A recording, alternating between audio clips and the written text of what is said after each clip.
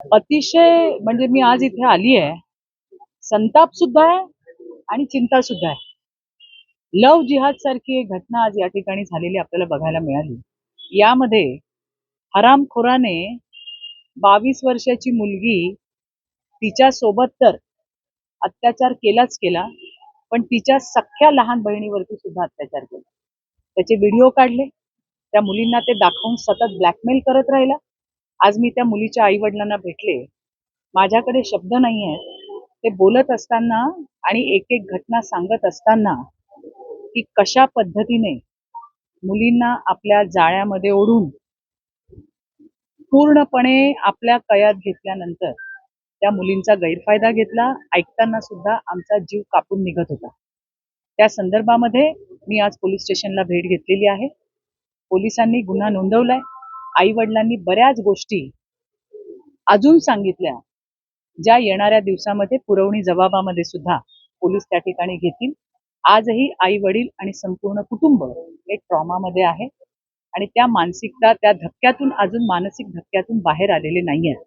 त्यामुळे पोलिसांनाही आम्ही विनंती केली आहे की थोडा वेळ देऊन जसं जसं काही घटना आठवत आहेत त्या घटना त्या स्टेटमेंटमध्ये आल्या पाहिजे आणि पोलिसांची सुद्धा तशी भूमिका आहे.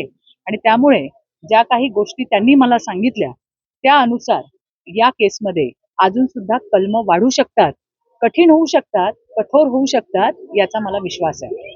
याच्यावरती पोलीस काम करतायत. त्याचबरोबरीने आणखीन काही करता येतंय. तो मुलगा ज्याने या 2 मुलींवरती अत्याचार केला त्याचं घर सुद्धा इल्लीगल आहे आणि ते घर तोडल्याशिवाय आम्ही कोणी शांत बसणार नाही.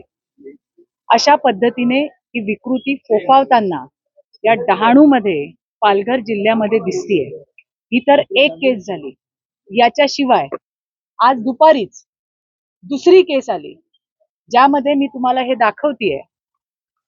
हे बघा, हे उर्दू मध्ये काहीतरी लिहिलेलं आहे. हे बघा, हे बघा, हे बघा, हा कागद ज्यामध्ये उर्दूत काहीतरी लिहिलेलं आहे. हे पाणी टाकणार याच्यावरती आणि मुलींना प्यायला देतात, अशी तक्रार एका मुलीने केलेली आहे. त्याचा सुद्धा कॉग्निझन्स पोलिसांनी घेतलेला आहे. हे काय आहे, हे कसलं पाणी आहे, हे काय मंत्र आहेत की याच्यामध्ये काहीतरी गुंगी येण्यासारखं मिसळलेलं आहे. पाणी टाकल्यावरती ते डायल्यूट होतं आणि मग मुलींना पाजून त्यांच्यावरती काही अत्याचार केले जातात का, अशी सुद्धा शंका उपस्थित व्हायला पूर्ण वाव आहे. आणि या संदर्भात सुद्धा दुपारी 2 वाजताच पोलिसांनी तक्रार घेतलेली आहे. यासोबतच अतिशय धक्कादायक गोष्टी या डहाणू आणि पालघरमध्ये आपल्याला होताना दिसत आहेत की ज्याला आपण म्हणू मेजर वयाच्या मुली, म्हणजे 18 वर्षाच्या वरच्या मुली, सज्ञान मुली ज्याला आपण म्हणतो, या मुलींचा स्टुडंट विजा काढून त्यांना थेट लंडनला घेऊन जाण्यात जात आहे. असे 4 परिवार मागच्या अर्ध्या तासामध्ये मला येऊन भेटले. या मुली जैन समाजाच्या आहेत, या मुली मारवाडी समाजाच्या आहेत आणि ज्यांची खाण्याची इथली ऐपत नाही आहे अशी, हे सगळे जे नेणारी मुलं ती सगळी मुस्लिम आहेत. अशा परिवार ज्यांची इथे खाण्याचे वांदे आहेत, अशा लोकांनी या मुलींचे विजा, स्टुडंट विजा काढलेले आहेत, त्यांचे पैसे भरलेले आहेत, त्यांना लंडनला घेऊन गेलेले आहेत. अशा 4 केसेस मगासच्या अर्ध्या तासात माझ्याकडे आलेल्या आहेत. या मुलींना कसं नेलं जातंय, कसं त्यांना फसवलं जातंय. 2 दिवसांनी आई वडिलांना फोन करून या मुली सांगतात की आम्ही आता लंडनला आलेलो आहोत. हे प्रकार मोठ्या प्रमाणामध्ये वाढताना दिसत आहेत. सज्ञान मुलींना आपल्या जाळ्यामध्ये फसवून त्यांना स्टुडंट विजावरती लंडनला घेऊन जाणं, युकेला घेऊन जाणं, अशा केसेस सुद्धा वाढत आहेत.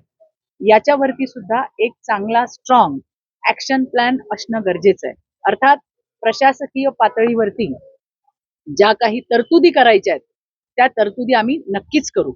गुजरात राज्यामध्ये जे पालघरला लागून आहे त्या ठिकाणी जर अशा पद्धतीने इंटरकास्ट जरी मॅरेज होत असेल तर कलेक्टरांकडनं त्यांच्या पालकांना कळवण्यात येतं की अशा पद्धतीने तुमचा मुलगा आणि मुलगी लग्न करते. पण महाराष्ट्रामध्ये ती तरतूद नाही आहे.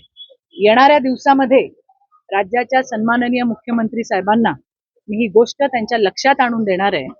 कारण आज बोर्डीमध्ये किंवा पालघरमध्ये जी कॉलेजेस आहेत त्याच्यामध्ये जर तुम्ही नीट सर्वे केला तर 70 ते 80% मुलं ही अदर स्टेटची आहेत आणि इकडे येऊन इथल्या मुलींबरोबर संधान करून त्यांच्यासोबत कुकर्म करून किंवा या मुलींना लंडनला घेऊन जाण्याची जी मोडस ऑपरेंडी या आपल्या राज्यामध्ये विशेषतः पालघर जिल्ह्यामध्ये चालू आहे ती कशा पद्धतीने खंडित होईल याच्यावरती सुद्धा येणाऱ्या दिवसामध्ये आम्ही त्या ठिकाणी काम करणार आहोत.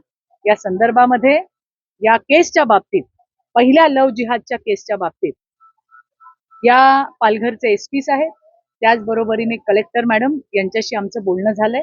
आता सुद्धा PI कणसेताई यांच्याशी आमचं बोलणं झालेलं आहे आणि येणाऱ्या दिवसामध्ये अशा घटनांना अटकाव कसा करता येईल, आपल्या मुलीबाळींना कसं सुरक्षित ठेवता येईल याच्यासाठी आम्ही सगळेजण काम करणार आहोत.